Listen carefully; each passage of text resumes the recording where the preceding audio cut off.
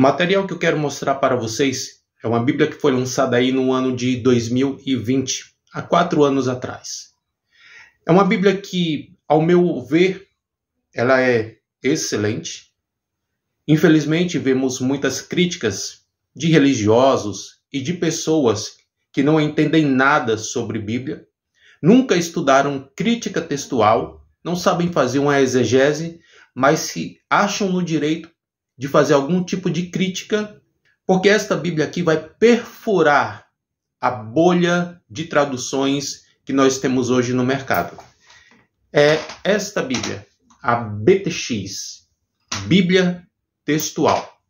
E essa Bíblia Textual, ela traz passagens corrigidas. A base de tradução utilizada para traduzir o Velho Pacto é o Pentateuco Samaritano, os rolos de Qumran, da caverna de Qumran, e a Septuaginta.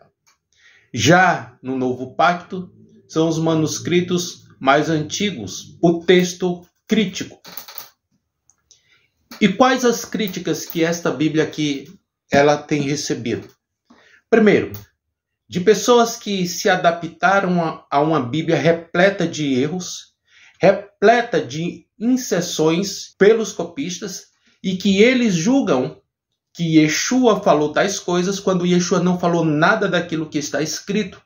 Apenas foram adições feitas muitos anos depois pelas mãos dos copistas.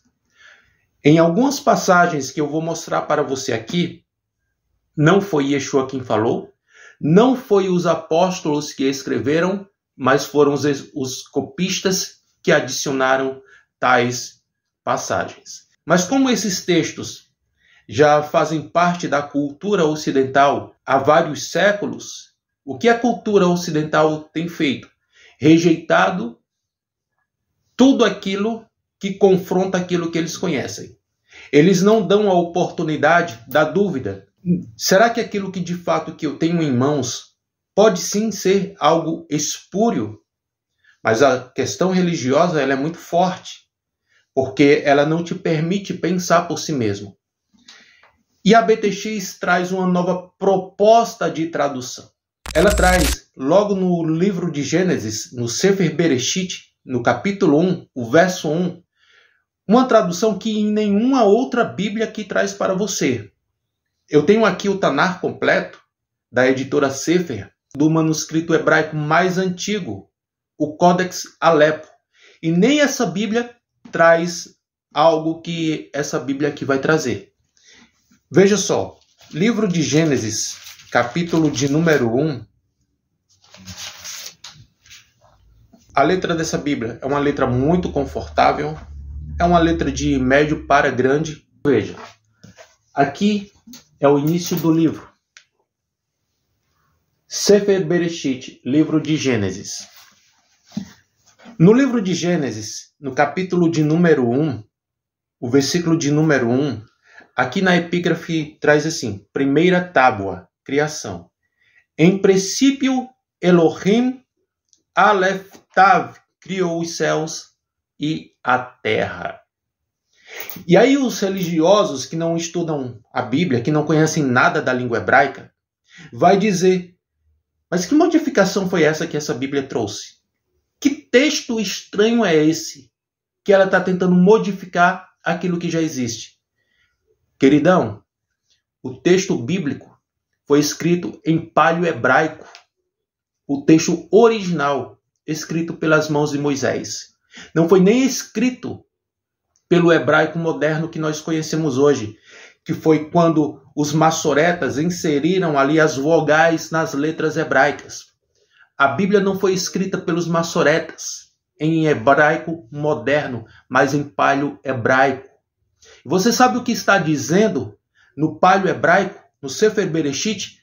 Bereshit bara Elohim Aleph Tav. Isso quer dizer o quê?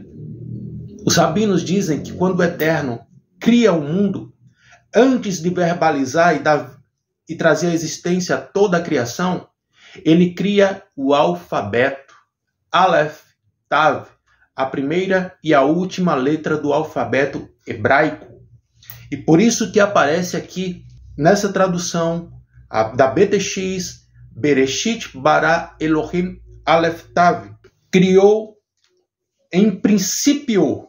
Você vai observar em todas as traduções que você possui, no princípio criou Deus os céus e a terra. Aqui nós temos a tradução direto dos manuscritos de Qumran. Em princípio, Elohim, Aleph Tav, criou os céus e a terra. Bereshit bara Elohim Aleph Tav. Sabe o que mais me impressiona, irmãos, nesses teólogos provincianos? É que a teologia deles são tão tendenciosas que alguns refutam esta Bíblia aqui, trazendo afirmações que ela traz uma linguagem diferente, uma linguagem um tanto duvidosa. Duvidosa por quê? Porque ela traz um conceito mais próximo do original, um conceito que desconstrói a narrativa daqueles que tentam apresentar Bíblias como nós conhecemos hoje, como João Ferreira de Almeida, que tentam afirmar que esta tem uma tradução mais próxima do original. É isso mesmo?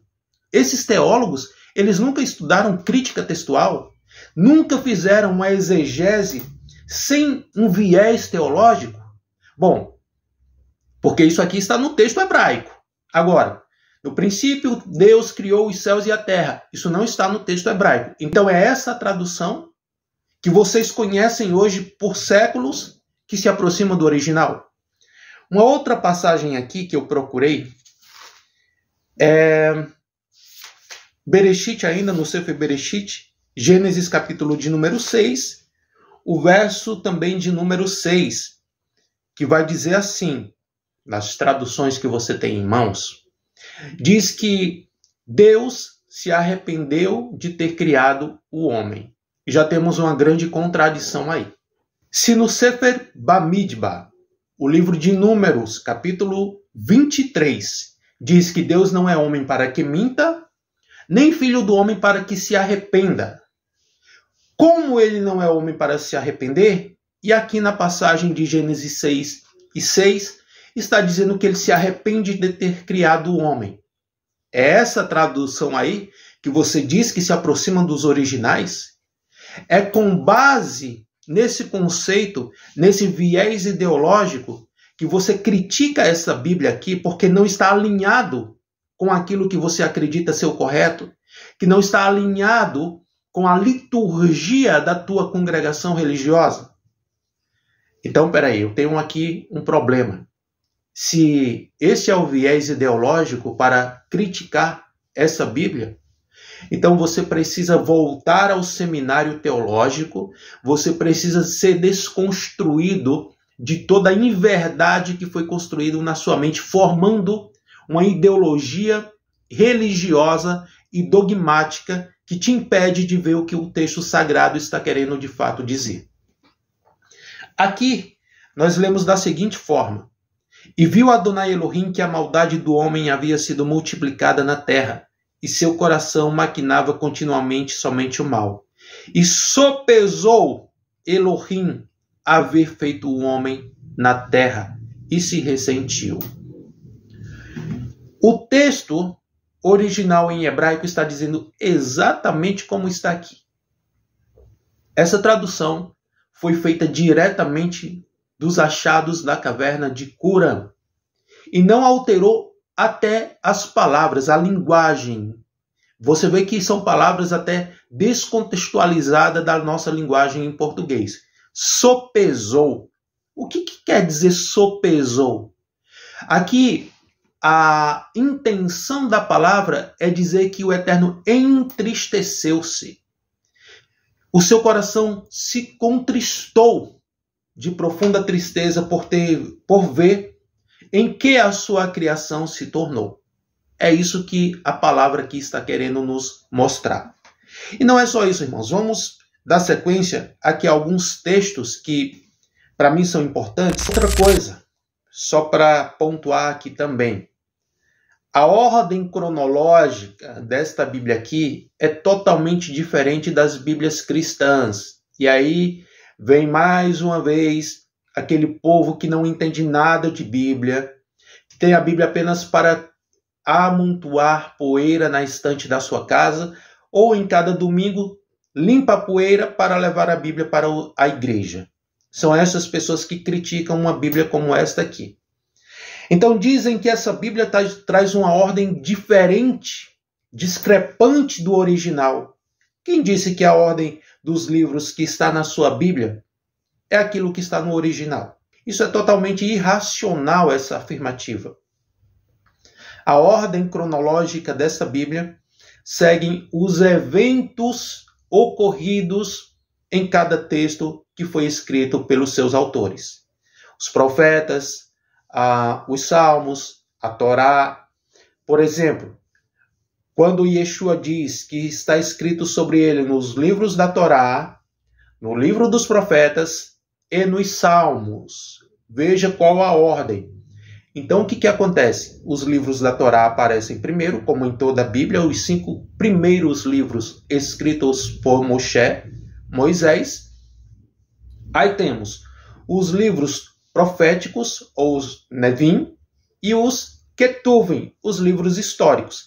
Essa é mais ou menos a ordem. No entanto, a ordem dessa Bíblia não traz os conhecidos profetas maiores em primeiro lugar. Ela traz dentro de uma cronologia na qual os livros foram escritos. E aí o que vai acontecer? Vamos lá. Nós temos, depois de Deuteronômio, a mesma sequência nas Bíblias que você conhece, Josué e Juízes, são livros juntos. Josué e Juízes, 1º e 2º Samuel, 1º e 2º Reis, fazem parte de um mesmo livro, porque eles não se dividiam. Então, esses livros você vai encontrar nessa Bíblia aqui como um só. Olha só, mais ou menos aqui. Vamos ver se dá para vocês verem aí. Yehoshua e Shoftim, Josué e Juízes. Então, é assim que vai trazer nesta Bíblia a iniciação dos livros. Bom, essa Bíblia aqui, irmãos, é a Bíblia que eu adotei para mim, para o meu uso pessoal. A minha devocional, os meus estudos tenho feito por esta Bíblia. Apesar de eu gostar bastante do Tanar, tenho também ali a Peshita. Acredito que a Peshita traz algumas passagens que essa Bíblia aqui poderia ter adotado também, mas infelizmente nem tudo é perfeito. Mas eu gostei bastante dessa Bíblia, por isso que eu estou transmitindo aqui para você algumas correções que essa Bíblia fez. Ou seja, de que forma ela fez essas correções? Ela removeu todo o enxerto, toda a adulteração que foi realizada dentro dos textos sagrados. Feitas por quem? Feitas pelos copistas. A Igreja Romana chancelou essas intervenções copistas para fundamentar os seus dogmas eclesiásticos, na qual alcançaram a cristandade dos dias de hoje, os cristãos protestantes. No livro de Jó, no capítulo de número 2, o versículo de número 9, que diz assim: E passando muito tempo, disse-lhe sua mulher: Até quando te manterás dizendo: Eis que suporto um tempo um pouco mais, enquanto conservo a esperança da minha salvação? Porque eis aqui apagada da terra tua memória, os filhos e as filhas, dores do meu ventre e fadiga, os que em vão te pari entre angústias. E tu mesmo, sentado entre putrefação de vermes, passas as noites à intempérie, e eu, errante serviçal de lugar em lugar, de casa em casa, esperando que se ponha o sol para descansar das fadigas e das dores que agora me oprimem. Amaldiçoa Adonai e morre. Olha que tradução fantástica, irmãos.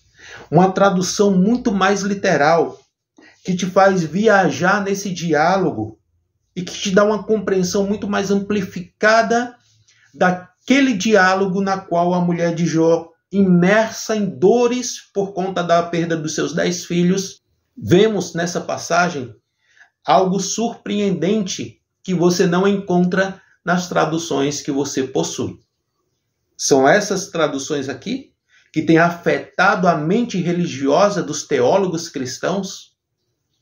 É muito difícil lidar com esse grupo de pessoas que se acham detentores do saber e que, na verdade, são apenas detentores do saber daquilo que eles dogmatizaram como sendo uma verdade absoluta, mas que não passam de conceitos relativos que eles impuseram na mente dos fantoches que eles manipulam para pensarem como eles pensam e achar que esta é a verdade ensinada por Deus, dentro de uma dogmática narrativa que eles mesmos trouxeram. A Bíblia é a inerrante palavra de Deus. A inerrante palavra de Deus repleta desses erros, repleta de enxertos, na qual foi colocado na boca do próprio Senhor Yeshua palavras que ele não falou. Essa inerrante palavra de Deus, não me entenda mal, eu não estou dizendo que a palavra do Eterno, a palavra da Kadosh Baruch Hu, contém algum tipo de erro. Não contém. Mas a Bíblia sim. A Bíblia que você tem em mãos está repleta de erros, enxertos, extrações. E quando alguém se propõe a trazer para você uma correção de todos esses equívocos, o que acontece?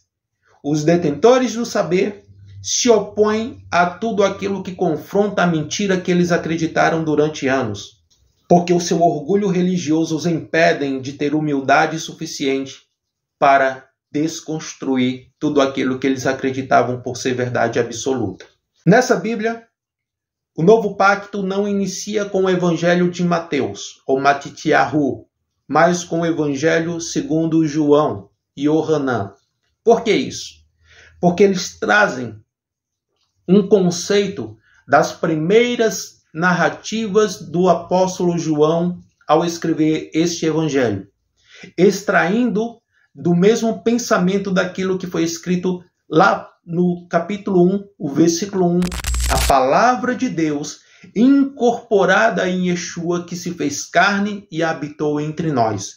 Yohanan está falando da palavra, da Davar, do Logos de Elohim, que foi o poder da sua criação que estava com ele e que era ele mesmo, o Elohim, a sua palavra, e que essa palavra se torna manifesta em Yeshua quando vem ao mundo.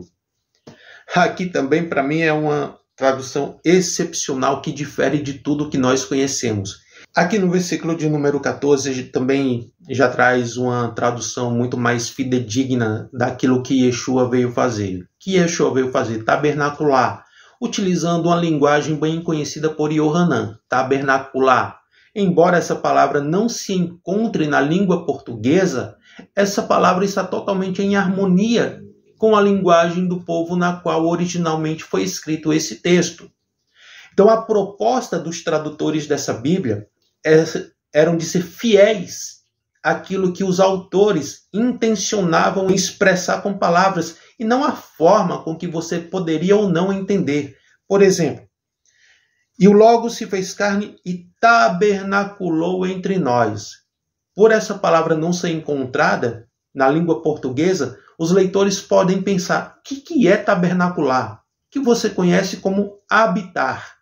No entanto, a preservação da expressão original foi algo que me chamou bastante atenção, porque no texto original não está escrito habitar, mas sim tabernacular, porque essa foi a missão do Mashiach e Yeshua, vir ser aquilo que o tabernáculo Mishram do deserto apontava para ele, um tabernáculo.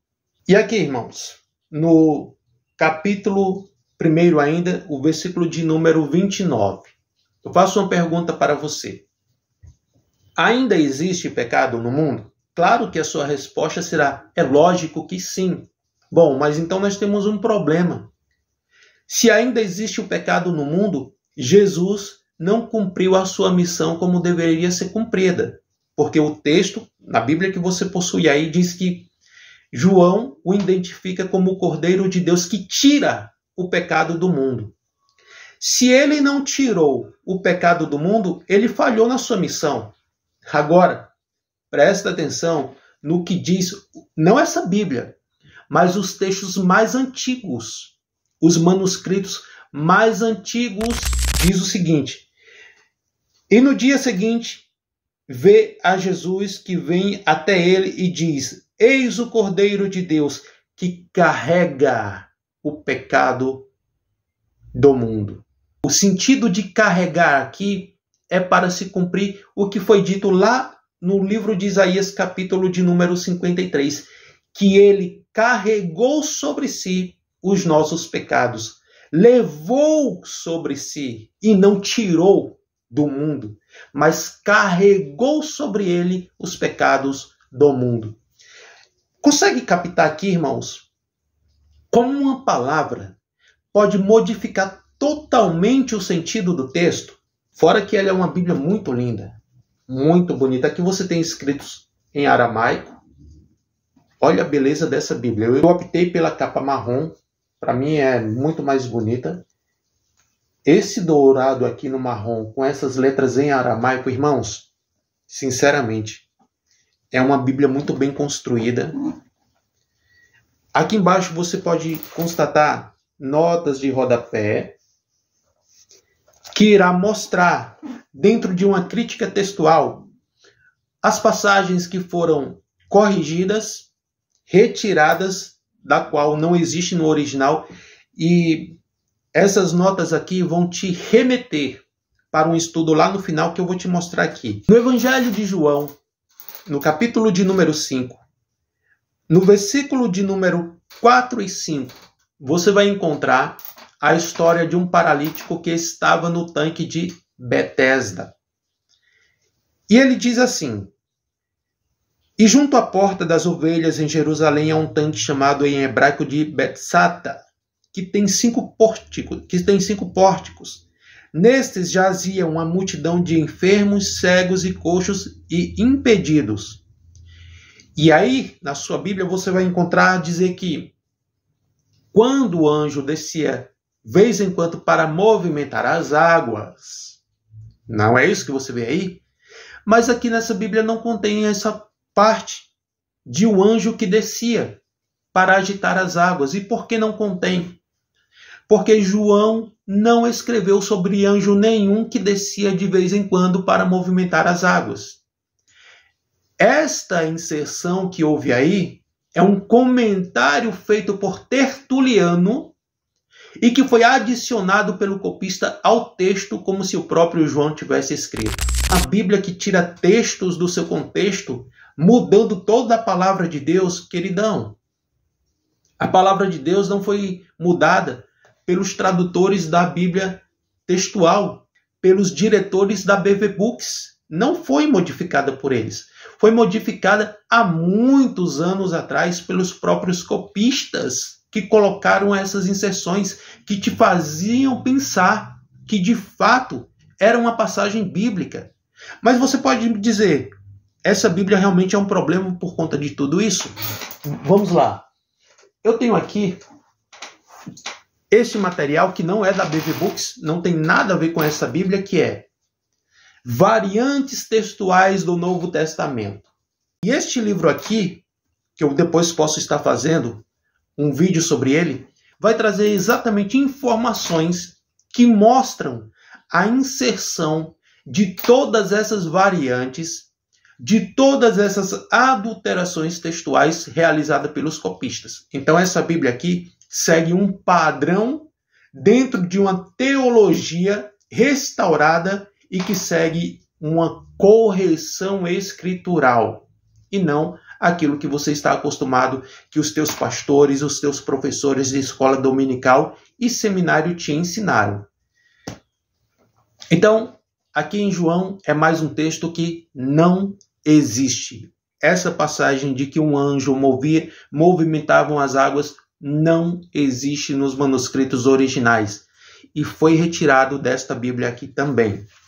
São muitas correções, não vai dar para falar tudo para vocês, só vocês adquirindo essa maravilha de Bíblia que vocês vão conseguir encontrar cada uma dessas passagens posteriormente. Aqui no contexto de Matityahu, capítulo de número 17, versículo de número 21, nós temos um texto enigmático que vai dizer o seguinte, a partir do verso 20. Diz-lhes, a partir do versículo de número 19, então os discípulos se aproximaram de Jesus à parte e disseram, por que não podemos nós expulsá-lo? Disse-lhes, por vossa pouca fé, porque de certo vos digo que se tivesses fé como um grão de mostarda, direis a este monte, passa-te daqui para lá, e se passaria, e nada vos seria impossível. Termina aqui. Qual a continuação desse texto na tua Bíblia? Porque esse tipo de demônio não sai senão pela oração e jejum. Foi isso que Jesus disse. Mas Jesus não falou isso. Este foi um acréscimo dos copistas, que intencionalmente inferiram a palavra jejum e oração. Eles extraem a palavra jejum lá do texto de Marcos, capítulo de número 9, versículo de número 29, que já é outra inserção textual. E aí eles extraem aquela parte do jejum e aqui adicionam a palavra oração, como se o Senhor Yeshua tivesse dito para os seus discípulos que aqueles demônios só sairiam por jejum, por meio do jejum e a oração. Seja inteligente, irmãos. Os demônios são repelidos pela autoridade do nome do Senhor Yeshua. Não tem a ver sobre mim, não tem a ver sobre você, tem a ver sobre a autoridade que está no nome de Yeshua. Então ele não sai por jejum e oração, porque o próprio Yeshua, respondendo a alguém que o interpelou, perguntando por que os seus discípulos não jejuavam. E ele diz, porque enquanto o noivo está com eles, eles não podem jejuar, mas chegará o tempo, lhes será tirado, e então eles jejuarão. Como ainda não chega o tempo de o noivo ser retirado, os discípulos não jejuavam, por que então eles precisariam expulsar o demônio por meio do jejum? Olha a introdução textual que modifica todo o significado do texto. E aí você vai nessas igrejas, alguém abre esse texto, lê essa passagem, atribuindo essa fala ao Senhor Yeshua. Você vê o perigo das inserções religiosas? Isso aqui eu estou falando de crítica textual. Eu não estou me referindo a uma Bíblia que modificou o que estava escrito. Eu estou falando de uma Bíblia que corrigiu aquilo que as outras Bíblias que estão nas suas mãos, por covardia dos editores que conhecem muito bem o que está na passagem mais antiga e não corrigiram. E é por isso que muitos desses editores deixam com que você usufrua de algo que não existe. Irmãos, eu vou finalizar por aqui, exatamente porque já ficou longo demais o vídeo, mas eu queria te recomendar esta Bíblia, a Bíblia Textual BTX. É uma Bíblia que traz correções pontuais. Você não vai se arrepender de ter adquirido. Eu não me arrependi. É uma Bíblia muito boa, muito bonita. Aqui no final dela, você irá encontrar estudos maravilhosos. Não são estudos extensos. Fique sabendo disso, não são estudos extensos. São apenas algumas informações necessárias para que nós saibamos sobre algumas coisas. Aqui ele ainda vai trazer as famílias textuais do Novo Pacto. Aqui, ó. Famílias textuais do Novo Pacto. Com uma folha muito bonita aqui, um papiro no grego. Aqui trará também uma cronologia patriarcal de Adão até Jacó. Olha aí. Que coisa linda e necessária para nós.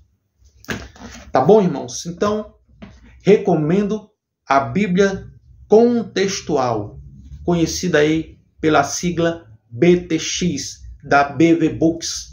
A BV Books está de parabéns por trazer um material como este, que auxiliará todos aqueles que tiverem um coração de servo, um coração que deseja conhecer mais de perto o seu Criador e ao seu Filho Yeshua. Eu vou deixar o link para você adquirir esta Bíblia aqui embaixo no vídeo, caso você tenha interesse. Fique com Deus e até o nosso próximo vídeo.